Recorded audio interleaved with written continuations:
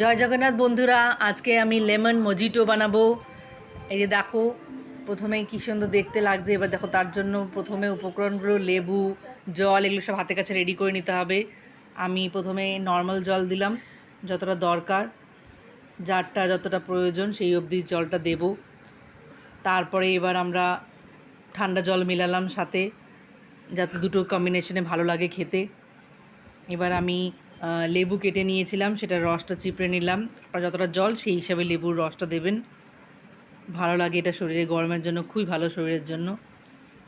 তারপরে আমরা এটার মধ্যে চিনি দিয়ে দিচ্ছি, যতটা জল সেই হিসাবে। আমি এখানে 3 স্পুন নিয়েছি আর কি।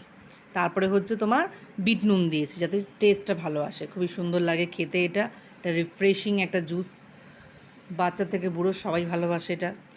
দিয়ে এটাকে আমি স্টার করে নিচ্ছি ভালো করে। আর একটা ছোট্ট করে লেবু কেটে সাইডে দিয়ে